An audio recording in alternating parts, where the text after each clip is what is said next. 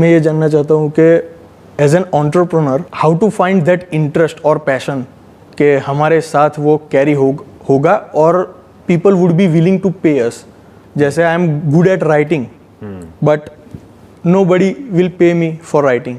So ऐसी कोई चीज़ को सेल्फ डिस्कवरी कैसे करे कि एंटरप्रेन्योरशिप करना है, बिजनेसमैन बनना है, पर how to select that particular niche. Number 1 तुम अपने इंटरेस्ट को, अपने पैशन को कैसे डिस्कवर करें और दूसरा उसको मोनेटाइज कैसे करें, यानी कि वहाँ से पैसा कैसे कमाएं.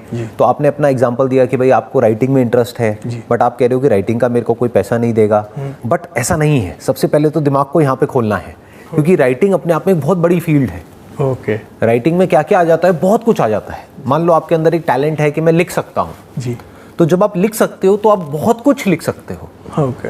पोएट्री वगैरह लिख सकते हो. क्या लिख सकते हो जी सर? पोएट्री लिख सकते हो.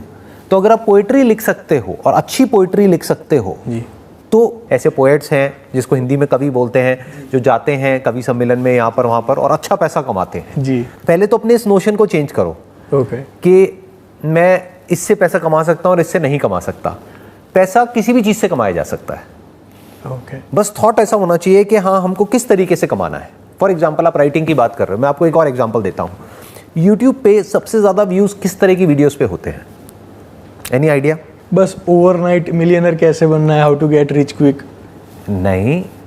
देखो मैं बताता हूँ. बच्चों के जिंगल्स के वीडियोस. My goodness. उस पर अगर आप देखोगे तो बहुत सारे चैनल्स हैं और उन चैनल्स के ऊपर करोड़ों में सब्सक्राइबर्स हैं और अरबों में व्यूज़ हैं. वाह. तो क्या ये राइटिंग से कनेक्टेड है या नहीं है? एब्सोल्युटली. अगर आप अच्छा लिख सकते हो तो आप फ्रीलांसिंग बेसिस पे ऐसे भी किसी पर्सन को हायर कर सकते हो जो उसमें म्यूजिक दे दे पीछे से जो आपने लिखा है. और ऐसी भी किसी फीमेल को या मेल को हायर कर सकते हो जो कि उसको जिंगल फॉर्म में कन्वर्ट कर दे. ओके. और उसके साथ कुछ इंटरेस्टिंग से विजुअल्स ऐड हो जाए.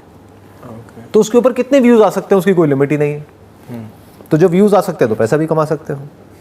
उसके अलावा और बहुत तरीके हैं जिस तरीकों से आप पैसा कमा सकते हो राइटिंग से ही. अभी मैंने सिर्फ राइटिंग की बात करी है.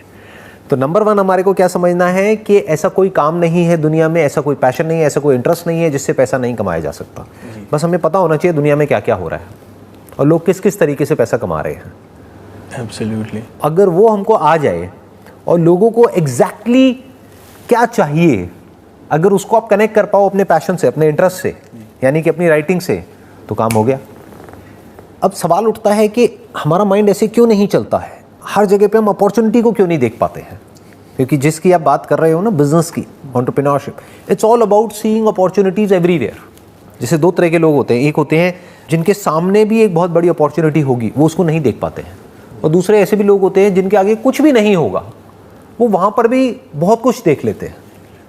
तो उसके पीछे क्या वजह होती है? उसका इंटरेस्ट इसमें नहीं होता कि आगे क्या दिख रहा है, फ्रंट में क्या दिख रहा है. उसका इंटरेस्ट इसमें होता है कि पीछे क्या हो रहा है. That should matter. For example Amazon से आप ऑर्डर करते होगे कुछ ना कुछ, अमेजोन से, फ्लिपकार्ट से. तो कभी सोचा है कि उस पर ये जो लाखों प्रोडक्ट्स हैं जी, उसको बेचने वाले लोग कौन है, कहाँ से आते हैं? क्या वो सब सिर्फ बड़ी बड़ी कंपनीज हैं या आपके जैसे ही लोग हैं? जी. हो सकता है कोई आदमी ध्यान तक नहीं देगा, लेकिन मेरा दिमाग ऐसे ही चलता रहता है. ऑल्दो मेरा भी इंटरेस्ट नहीं है बिजनेस में, क्योंकि मेरा इंटरेस्ट इस काम में ज़्यादा है, ये जो अभी हम कर रहे हैं. मेरी वाइफ मेरा मजाक उड़ाती है. वो कहती है कि आज कहाँ जा रहे हो, आज कमाने वाले काम पे जा रहे हो या गंवाने वाले काम पे जा रहे हो? ये अभी गंवाने वाला काम है. So you are getting where I am coming from. For example मैं अपने घर के लिए अभी कुछ फ्लावर पॉट्स होते हैं वो ऑर्डर कर रहा था जी. तो मेरा एकदम से इंटरेस्ट आया. मैंने कहा यार ये इसमें है क्या, प्लास्टिक का ही तो है, ये 2000 का क्यों है, और उसी से मिलता जुलता एक और है जो 500 रुपये का है. जी. तो क्या गेम चल रहा है? और फिर मैंने देखा कि जो 2000 वाला है उसके ऊपर रिव्यूज़ हैं 500. तो इसका मतलब क्या है, अगर 500 रिव्यूज़ हैं तो जो भी खरीदता है हर कोई रिव्यू तो नहीं देता है. तो इसका मतलब वो कम से कम भी नहीं तो 5000 बार बिक चुका है. अगर 10% भी हम मान के चलते हैं कि जिन लोगों ने रिव्यू दिया होगा, तो एक सेकंड में आप कैलकुलेट कर सकते हो कि अगर 5000 बार वो प्रोडक्ट बिका है और उसी कंपनी के और भी बहुत सारे प्रोडक्ट्स हैं, तो अगर आप देखेंगे वहाँ पे और कितने सारे उनके प्रोडक्ट्स हैं और हर प्रोडक्ट के ऊपर इतने इतने रिव्यूज़ हैं, तो आप आइडिया लगा सकते हो कि उनके कितने प्रोडक्ट्स बिक चुके हैं. फॉर एग्जाम्पल 50,000 प्रोडक्ट्स बेच दिए हैं. एक प्रोडक्ट के ऊपर अगर सारे एक्सपेंसेस हटा करके मान लो एक प्रोडक्ट पे 500 रुपये भी कमाया, तो मल्टीप्लाई करो कितना हो गया, 50,000 इंटू 500, 25 लाख, 2.5 करोड़। 2.5 करोड़ रुपए profit, not sale. Oh yes, sale तो 2,000 के हिसाब से हुई, यानी 4 गुना कर दो, 10 करोड़ की सेल, 2.5 करोड़ का प्रॉफिट सारे खर्चे निकालने के बाद। कर क्या रहे हैं, गमले बेच रहे हैं।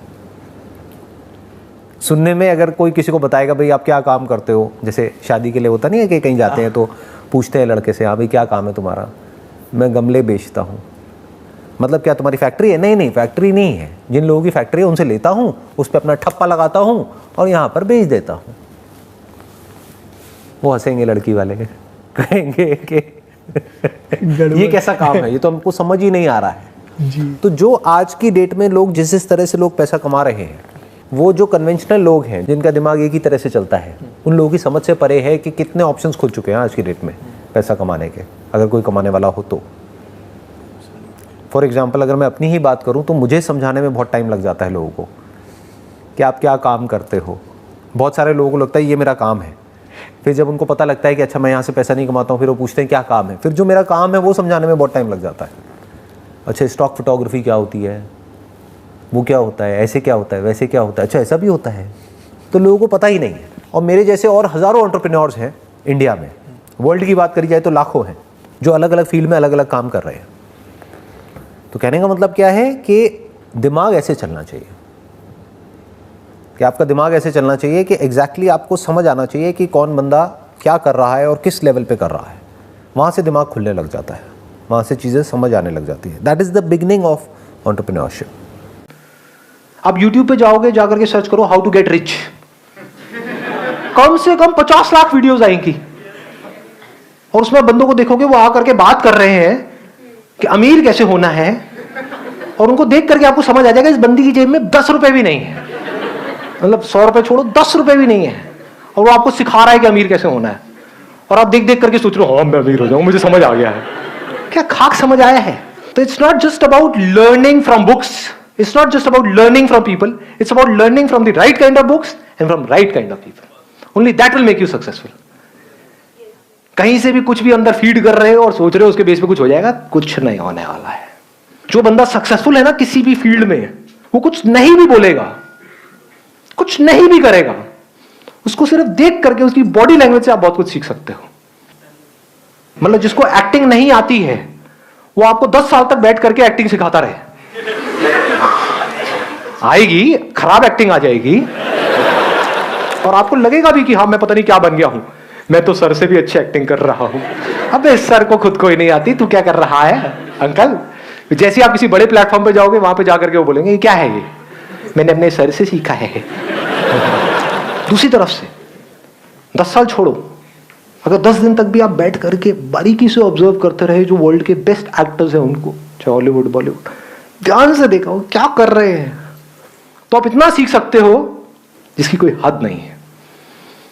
आपको उनसे पर्सनली मिलने की जरूरत नहीं है, जिसको सीखना है वो कहीं से भी सीख सकता है। जैसे बिजनेस में किसी को आगे बढ़ना है तो वो लोग जो बिजनेस में कुछ कर चुके हैं उनके एक एक वर्ड से आप बहुत कुछ सीख सकते हो, उनके एक्शन से देख सकते हो वो जो बोलते हैं उसके पीछे क्या होता है, कैसे वो देखते हैं, कैसे उनकी नजर औरों से बिल्कुल अलग होती है, तो आपको वहां पे बहुत कुछ नजर आ सकता है। और दूसरी तरफ से जिनका बिजनेस में कोई एक्सपीरियंस नहीं है और वो आपको कुछ भी आकर के बोल रहे हैं, चाहे अच्छा चाहे बुरा, सब बकवास है। Last but not the least, ये 2 पॉइंट हमारे कवर हो गए, passion, practice in the right direction based upon knowledge and information from the right source, and absolutely passionate about learning. Practice करते चले जा रहे हो, करते चले जा रहे हो, करते चले जा रहे हो, करते चले जा रहे हो उस फील्ड में। अब जरूरी तो नहीं है कि आप प्रैक्टिस करो तो रिजल्ट आएगा, रिजल्ट तो आपके हाथ पे नहीं है ना।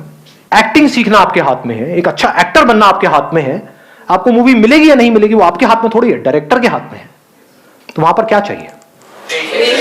पेशेंस एंड परसिस्टेंस, क्योंकि आप सही डायरेक्शन में जा रहे हो। You are not going in a wrong direction. जैसे मंजिल तक आप पहुंचो या ना पहुंचो, आपको यह कॉन्फिडेंस होना चाहिए कि मैं सही जा रहा हूं। इनफैक्ट अगर आपको कोई बहुत बड़ी सक्सेस मिल भी गई, उसके बाद भी इन 3 पिलर्स को ध्यान में रखना है मरते दम तक। कितनी देर लगती है सक्सेस को फेलियर बनने में? कितनी देर?